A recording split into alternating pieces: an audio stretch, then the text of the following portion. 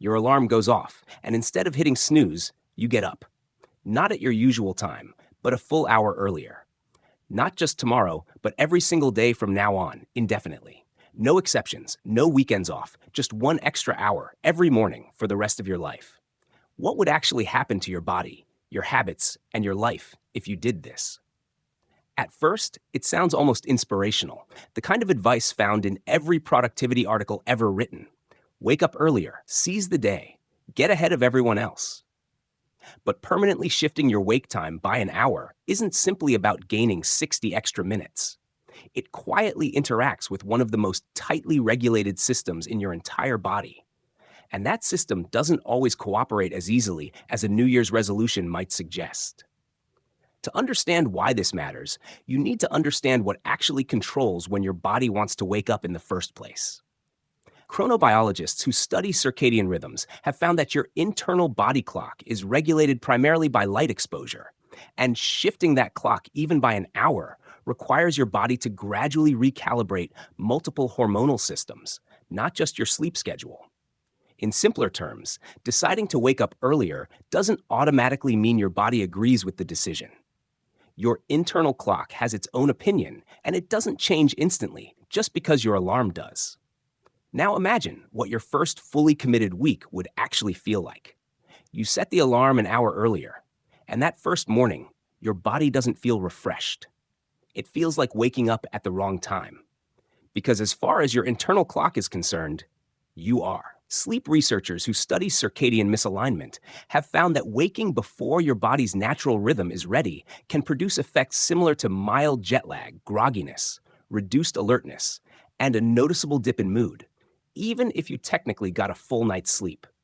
This isn't a sign that early rising doesn't work. It's a sign that your body clock hasn't caught up yet. Here's where the science gets genuinely interesting. Sleep researchers have found that if you wake up an hour earlier without also going to bed an hour earlier, you're not gaining an extra hour at all. You're simply losing an hour of sleep. And chronic partial sleep deprivation, even relatively mild, has been consistently linked to measurable declines in attention, memory, and decision-making. In other words, the entire value of this experiment depends on something most people don't think about when they imagine waking up earlier. Whether you're actually willing to go to bed earlier too, or whether you're quietly trading sleep for time. Now scale this up to something bigger. What actually happens if you do shift your entire schedule, both ends, earlier? Chronobiologists who study individual differences in circadian timing have found that people naturally fall along a spectrum of morning and evening preferences, often described as chronotypes, and this tendency appears to be influenced significantly by genetics, not just habit or discipline. For some people, shifting an hour earlier aligns naturally with their internal preferences and feels relatively easy within a few weeks. For others, whose biology leans strongly toward being a night person, that same hour earlier shift can create a persistent, low-grade friction that never fully disappears, no matter how consistently they try. This is where the twist comes in.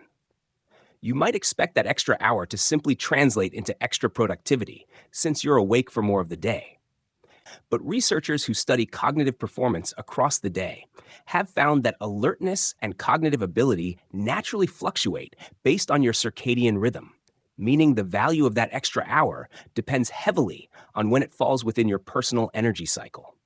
For a natural morning person, that extra hour might be genuinely high-quality, focused time. For someone whose biological peak alertness occurs later in the day, that same early hour might be spent in a groggy, low-functioning state that produces far less than the hour it replaced. Think about what this means for your evenings, since a schedule shift rarely stays confined to mornings alone. Right now, many people's most flexible social time, dinners, evening activities, spontaneous plans, happens in the hours you'd now need to treat as bedtime preparation. Social researchers who study time use have found that evening hours are disproportionately when people connect socially outside of work obligations. Shifting your schedule an hour earlier doesn't just change your mornings. It quietly narrows the window during which most of your social life currently happens, unless everyone around you shifts along with you, which, in most cases, they won't. Now widen the lens to something bigger. What if millions of people tried this experiment at the same time? Workplace research on shifted schedules offers a useful clue here. Organizational researchers who study flexible work arrangements have found that early risers often report higher subjective productivity, but also note that this effect is frequently confounded by pre-existing chronotype, meaning naturally early inclined people who already preferred mornings simply gravitate toward early schedules, rather than early schedules necessarily creating better workers from anyone who adopts them. Widely encouraging everyone to wake up earlier wouldn't uniformly boost productivity. It would likely just create a mismatch for the significant portion of the population whose biology doesn't naturally lean that direction.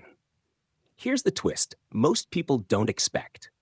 This 1-hour shift, if sustained consistently over months rather than days, does eventually show real benefits for many people once the adjustment period passes. Sleep researchers have found that habitual, gradually shifted wake times, especially when paired with consistent light exposure and an appropriately earlier bedtime, can successfully retrain circadian rhythms over a period of several weeks. The people who benefit most from this experiment aren't necessarily the ones who force it hardest on day one. They're the ones who shift gradually, protect their total sleep time, and give their body clock the weeks it actually needs to catch up. Let's slow down and look at the mechanics of this a little closer, because not every hour of sleep carries the same restorative value. Consider what happens specifically during the final hour of a typical night's sleep, the hour you'd be cutting if you don't also move your bedtime earlier. Sleep researchers who study sleep architecture have found that the later portion of a night's sleep tends to contain a higher proportion of REM sleep, the stage associated with memory consolidation, emotional processing, and creative problem solving, compared to the deep slow-wave sleep concentrated earlier in the night. Losing that final hour doesn't just mean less total sleep. It can mean disproportionately less of a specific valuable kind of sleep, even if your total hours look only modestly reduced on paper. Now think about something surprisingly practical, your hunger and appetite regulation. Right now, your body's hunger hormones follow their own daily rhythm, tightly linked to your sleep-wake cycle. Researchers who study sleep and metabolism have found that even modest, chronic sleep restriction can measurably disrupt the hormones that regulate hunger and satiety, often increasing appetite and cravings for high-calorie foods the following day. If your early wake-up experiment quietly costs you sleep rather than simply shifting it, you might notice unexpected changes in your eating patterns within just a few weeks. Changes that have very little to do with willpower and everything to do with hormonal signaling you don't consciously control. Now, consider something even more relevant to daily life, how this affects your relationship with caffeine. Right now, many people use caffeine strategically to offset normal dips in alertness throughout the day. Researchers who study stimulant use in sleep have found that increased grogginess from an unadjusted circadian rhythm often leads to heavier caffeine reliance, which can, in turn, make it harder to fall asleep at the earlier bedtime. The whole experiment depends on. This creates a subtle trap.